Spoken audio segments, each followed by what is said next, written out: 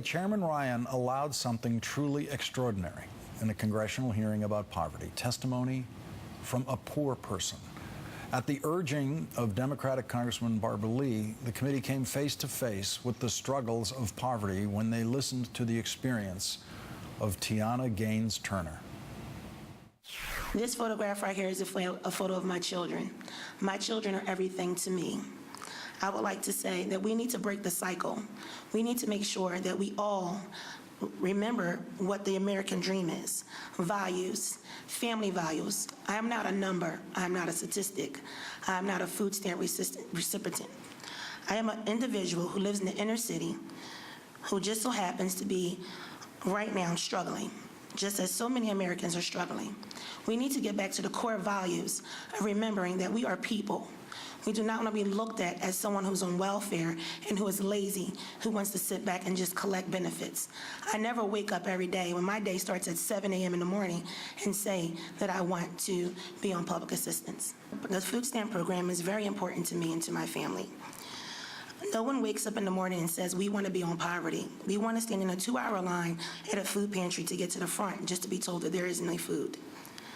I would like to say that I know for a fact that food stamps is a very important part of my life. It helps me and my husband to make sure that we can feed our children, 3 of them with medical disabilities, nutritious and adequate food. My husband gets paid every week, and he makes $8.25 an hour. After taxes, he clears about maybe $170 a week. $170? $170 a week. Okay. I get paid $10.88 an hour. Just recently in June, my hours were cut down to 12 hours a week due to the budget. My paycheck was $222 for 2 weeks. For 2 weeks. So, you know, we're always trying to climb up. There's a constant climb. And that is the one thing I think it is important for me being here today, is for people to understand. You just broke down my whole everything. Could anyone live off of that amount of money like I do, and me and my husband, every day, every month, every week? It's difficult. It's not something that we choose to do.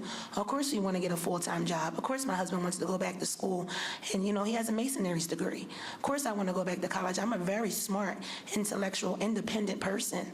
But unfortunately, my circumstances don't allow me to go to school and to also work and to juggle a family. Once you start working and once you get your foot in the door and once you continue to work, and there's something else that comes up. Just because you contain a job and you have 2 people in your household like me that are working, that doesn't mean that everything is solved. That doesn't mean that you don't still need assistance. I consider myself to be very independent. I work just as hard as anybody in this room.